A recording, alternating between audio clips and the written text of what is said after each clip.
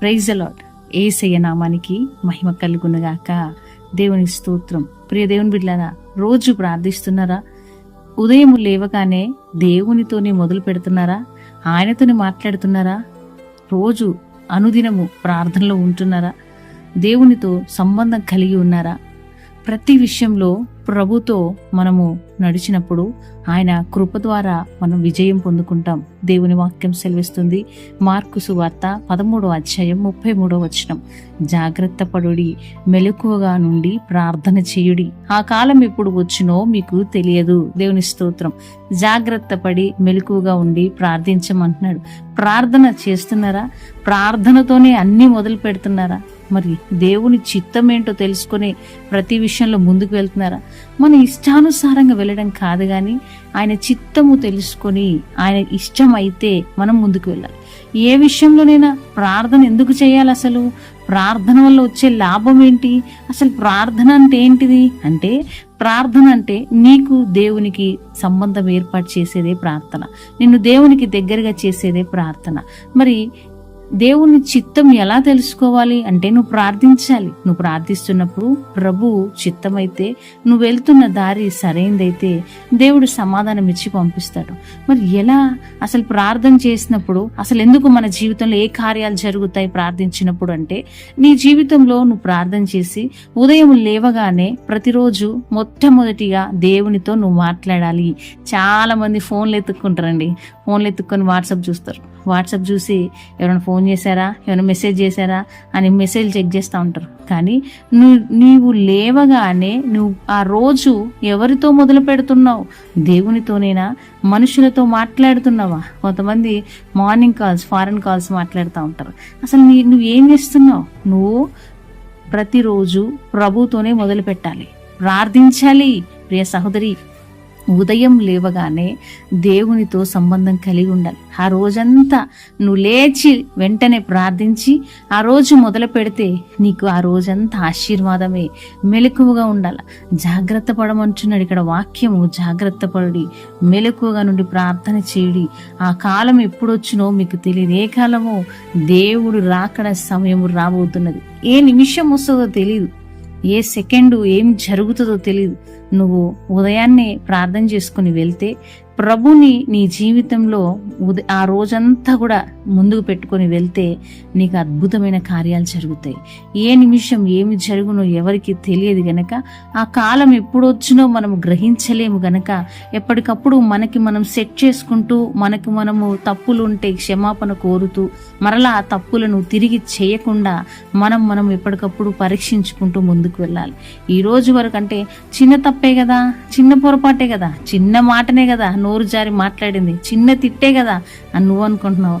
ఆ చిన్నది కూడా నీ వైపు ఒక నెగిటివ్గా ప్రభుకు చూపించొద్దు. ఒకవేళ నువ్వు ఎవరిని క్షమించకపోయినా, ఒకవేళ నువ్వు ఇంకా నీ జీవితం సరిచేసుకోకపోయినా, ఈరోజు ఈ ఉదయంకాల సమయం వదిన ప్రభు నీతో మాట్లాడుతున్నాడు. సహోదరుడా, ఈ రాత్రికి దేవుని రాకడొస్తే ఏం చేస్తావు? ఒకవేళ ముందుకు వెళ్తుండగానే సడన్ గా దేవుని రాకడ వచ్చిందనుకో, మనం ఏం చేయలేం. అందుకే జాగ్రత్తగా ఉండమంటున్నాడు. ఆ టైం ఎప్పుడొస్తో తెలీదు. రేపు చేస్తాలే ప్రార్థన, ఒక వారం రోజులాగా ఉంటాలే ఉపవాసం, నెక్స్ట్ మంత్ నుంచి ఫాస్టింగ్ ఉంటాలే అంటారు చాలా మంది. ఎందుకు ఎప్పటికప్పుడు పెండింగ్ పెడుతున్నావు ప్రభు పనులు? ప్రార్థన చేయమంటే వచ్చే నెల నుంచి కంటిన్యూగా ప్రేయర్స్లో ఉంటా, 1 hour ఉంటా అంటారు కొంతమంది. చాలా తప్పు నువ్వు మాట్లాడేది. సహోదరి సహోదరుడా, నువ్వు దేవునితో గడుపు. నువ్వు మొదలవుతున్న రోజంతా ప్రభుతో మొదలుపెట్టు, ఖచ్చితంగా నువ్వు ఆశీర్వదించబడతావు. నువ్వు దేవునితో ఆ రోజు మొదలు పెడితే గనక నీ రాకపోకలేందు దేవుడు ఉంటాడు. నీ పనిలో ప్రభు ఆశీర్వదిస్తాడు. నిన్ను క్షేమంగా నిలబెట్టి ఆయన దూతలని కావలిగా ఉంచి తిరిగి మరల ఇంటికి నిన్ను క్షేమంగా తీసుకొని వస్తాడు. ఎందుకు ప్రార్థన చేయమంటున్నాడు? కొంతమంది బయటికి వెళ్తే ప్రేయర్ చేసుకుని వెళ్ళరండి, కథం వెళ్ళిపోతూనే ఉంటారు. ఎంత బిజీగా ఉన్నా టకటక వెళ్ళిపోతూనే ఉంటారు. కానీ కొంతమంది ప్రార్థిస్తారు. ప్రార్థన చేయండి, బయటికి వెళ్ళకు. నువ్వు ఉద్యోగానికి వెళ్తున్నావా? నువ్వు ఇంట్లో పని స్టార్ట్ చేయడానికి లేస్తున్నావా? ఒకవేళ నువ్వు బిజినెస్కి వెళ్తున్నావా? ఒకవేళ నువ్వు ఎవరితోనైనా మాట్లాడడానికి అయినా క్లాసెస్కి వెళ్తున్నావా? కాలేజీకి వెళ్తున్నావా? ఎవరితోనైనా మాట్లాడడానికి వెళ్తున్నావా? ఏం చేయడానికి వెళ్ళినా ఉదయము లేవగానే ప్రభుతో మాట్లాడు, ప్రార్థన చెయ్యి, ప్రార్థించి ప్రభుని నీ ముందు పట్టుకొని వెళ్ళు. ఆయనతో నువ్వు నడువు, ఆయన అడుగులు అడిగేస్తూ ఆ ఉదయం ఆయనతో మొదలుపెట్టు. ఖచ్చితంగా నీకు ఆ రోజంతా విజయమే, ఆ వారమంతా జయమే, ఆ నెలలు సంవత్సరంలంతా కూడా నీకు ఆశీర్వాదమే. చాలా మంది అలా మొదలు పెట్టరండి. రోజు ఒకసారి టెస్ట్ చేసుకో, నువ్వు ఎట్లున్నావు, ఏం చేస్తున్నావు, ఎవరితో ఆ ఉదయం మొదలు పెడుతున్నావు, ప్రేయర్ చేస్తున్నావు, అసలు ప్రేయర్లో ఉన్నావా, ప్రార్థనకు అంటే దేవునికి దగ్గరగా ఉన్నావా, ప్రార్థిస్తున్నావా, ప్రార్థనలు అడుగుతున్నావా, నా జీవితం నీ చిత్తం అంటున్నావా. సొంత నిర్ణయాలు తీసుకోవద్దు. దేవుని పని విషయంలో కానీ, దేవుని విషయంలో కానీ నీ సొంత విషయాలు వద్దు. దేవుడు ఎలాగైతే నీకు చెప్తున్నాడో దైవ సేవకుల ద్వారా, ఏదైతే నీకు చేయడానికి ఆస్కారం ఇచ్చి, కొంతమందికి కొన్ని అవకాశాలు ఇస్తాడండి దేవుడు. కొంతమందిని బ్లెస్ చేసి దేవుని పనిలో వాడుకుంటా ఉంటాడు. కొంతమందికి జ్ఞానం ఇచ్చి దేవుని పనిలో వాడుకుంటాడు. కొంతమందిని ఆశీర్వాదకరంగా ఆయన పనిలో ముందుకు నడిపిస్తాడు. అది నువ్వు చెయ్యి, అది నీకు వచ్చిన అవకాశం, నీకు వచ్చిన ఆశీర్వాదం. అది అనేకులను ఉన్నారు, చాలా మంది ఉన్నారు, కానీ నీకే బ్లెస్సింగ్స్ ఎందుకు ఇచ్చినాడు, నీకే దేవుని పని చేసే అవకాశం ఎందుకు ఇచ్చినాడంటే ఆయన కృప నీ మీద ఉన్నది. ఆయన నిన్ను ఆశీర్వదించి ఇంకా డబుల్ ఆశీర్వదించాలనుకుంటున్నాడు.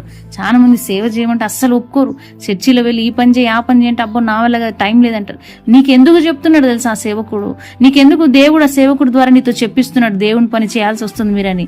ఎందుకు నువ్వు దేవుని పని చేయమని చెప్తున్నాడు అంటే దేవుని ప్రణాళిక నీ మీద ఉంది కాబట్టి ఆ సేవకుడి ద్వారా మాట్లాడుతున్నాడు. ప్రార్థన చేయమంటున్నాడు దేవుడు. జాగ్రత్త పడుడి, ఆ సమయం ఎప్పుడు వస్తుందో తెలీదు, ఏ రాత్రి దేవుని రాకడొస్తుందో తెలీదు. ఇంకా నువ్వు పొరపాట్లు, తప్పులు అన్ని చేసుకుంటూ వెళ్తే నీ క్షమాపణ ఎప్పుడూ జరిగేది. అందుకే ఎప్పటికప్పుడు ఏ తప్పు చేసినా, ఎవరిని క్షమించకపోయినా, ఎక్కడైనా అబద్ధం ఆడినా జాగ్రత్త. చాలా మంది అబద్ధం ఆడతారు.